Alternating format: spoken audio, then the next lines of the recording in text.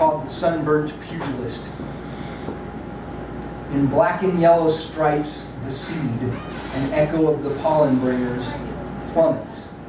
The throbbing spearhead pierces the ground, and twin-petaled shoots reach for the sun. A season passed in war against the six-legged, blight, drought, and flood. A dangling chain grasped in Chinese terracotta gauntlets jangles in the breeze. His vanguard is 100 strong, unmade, awaiting his turn in the fire to tinkle in pain in the blistering heat and burn chains in ceramic fists.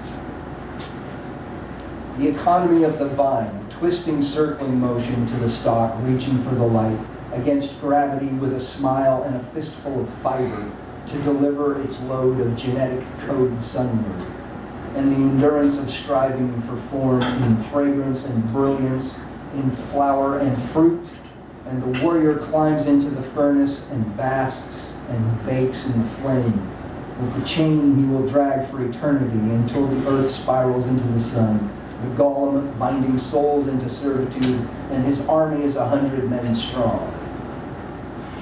The sunflower hurls forth 100 pods from its downturned face as if shamed that it can no longer follow its lord, and cries instead 100 tears of rebirth for 100 men in chains and stoneware fragility, guarding the tombs of long-past emperors, for the 100 birds of freedom lifting from the dead, for the 100 green shoots of hope.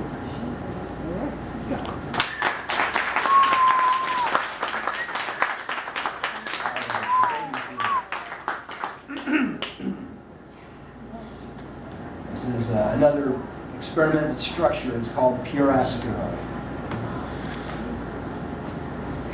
Pray, what had I forgotten whilst my faith lay foundering rotten, and its skeleton lie sodden, blackened bones submerged in tar?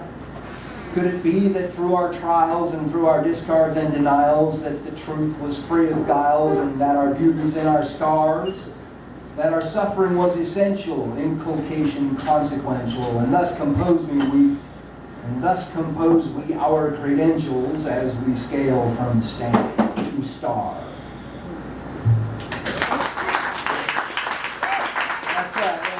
The Latin phrase, pure aspera ad astra, which means from filth to the stars. All right, and actually I think this is kind of ending on a slightly more positive note. More rhyming stuff. This is God's reply.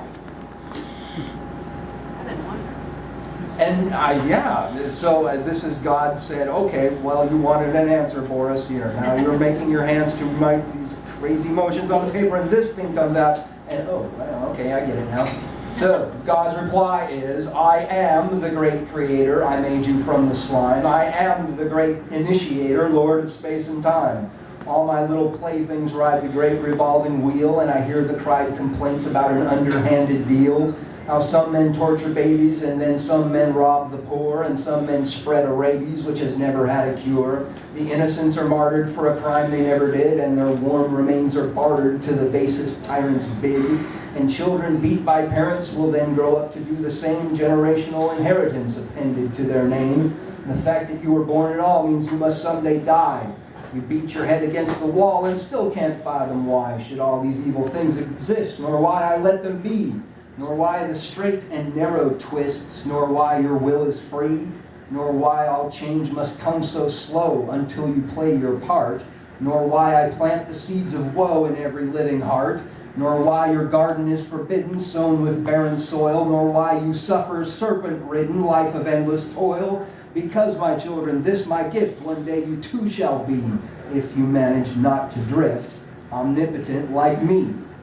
If you learn the wondrous art of mass cooperation, to all creation you'll impart, as best befits your station, your sympathetic resonance, conviction and compassion, and recreate the countenance in no uncommon fashion of your soul's collective visions. All your dream and fantasy and the fallen will have risen in the throes of ecstasy as the one who came from many shouts in golden-throated song, come, my children, out to me in light where you belong.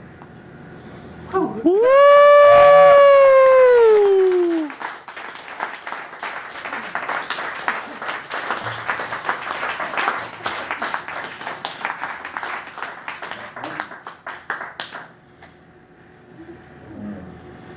This is this one's goofy. It's called Herr Fraulicher's Remarkable Cats. We put them to work on the treadmill, Jennies, that they should earn their keep as any other member of the family. They immediately began to grumble, but then on what days do they not? There are no mice for them here, no moles, no voles, no lumbering capybara, only the freezing desert and days that go on for 23 hours with never a sunset. It is too cold for us to go outside, so my wife invents games for the children to play or assigns chores. I like it best when she combines the two. The cats are the most competitive when the challenge arrives. You can find them chopping and stacking firewood while changing the baby and singing an eerie harmony, caterwauling for all the world like a horde of heathen Hun. It is impossible to stop them from using the baby as a kind of bagpipe accompaniment whilst they beat their foreign dirges. If you try to stop them, they will cut ribbons of your leg with handfuls of razor-like talons.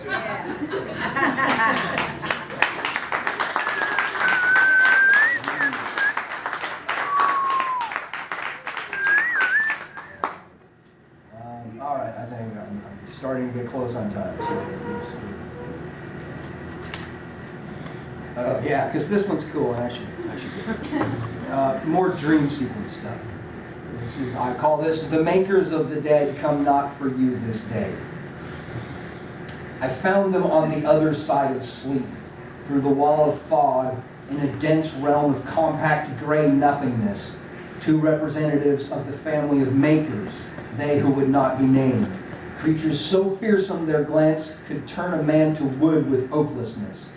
Their stone flesh was ebon like the night sky and patterned with scars and piercings of bone, talon and feather from head to foot. They came close and one of them put its hand on my shoulder. They had no mouths or noses and wore patches of fur sewn onto their skin. "Speak to me, please," I said. "I can't understand you." A crack spread across its face and a ribbon of scarlet sliced itself open, and the rift spread bloodlessly the meat of the beast, and then it spoke its new mouth to me. It said, "Glargle, glargle." And then it drew a deep, burbling breath. It put its hand on my shoulder and looked at me, and I dropped down forever into its ancient gaze, and I knew what they were and how long forever lasts when your hands never stop their doing, and why they were here to take me. I cannot precisely where it was they brought me. It was a hollow within the earth, lined with recessed indentations where the dead slumbered as in ossuary, with no entrance or exit, and a smoking pit of coals in the center of the chamber, surrounded by a number of the nightmare creatures. They had someone's head, glowing white hot on the fire, where it mouthed mute protestation and rolled its eyes. A monster sprinkled powder on it, and the head went back to sleep, its details running and beginning to drip in the heat. One of them put its hand on my shoulder, looking deeply into my eyes and urging me not to watch them at work, but I couldn't help myself and stole a peek. The creatures mashed the head like a lump of wet clay, molding it with long forked sticks into the elongated shape of an animal's skull, and pierced it with burning metal slivers that would soon grow into hairs. I was not to see this poor soul's transformation, for the creature put its hand on my shoulder, looking deeply into my eyes, and brought me instead to the recently dead, where someone was waiting for me. Do you know how the comatose spirits of those between lives spread their Lethean secrets? They must first swallow a little breath from a living person and use the borrowed energy to move their lips and whisper. This breath I couldn't provide. I cannot undo their work. It is not for me to interfere with their doings. I'm sorry. The corpse in the wall was angry, and I was overcome with guilt. And the creature put its hand on my shoulder and looked deeply into my eyes, and it asked me in my mind if I wished to be reborn or to go back the harder way, to return by the path from which I'd come. I will remain in my body. I still have some things to work out. And I was gone and heard I'd chosen wisely. Woo!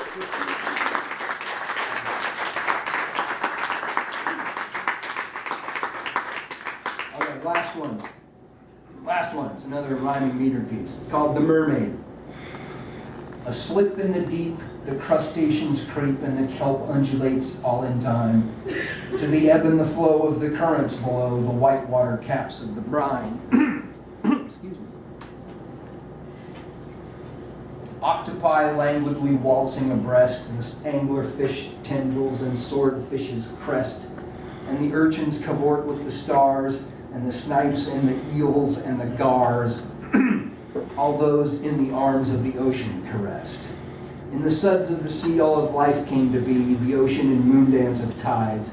In the surf and the sand our creation began, in the depths where the mermaid abides.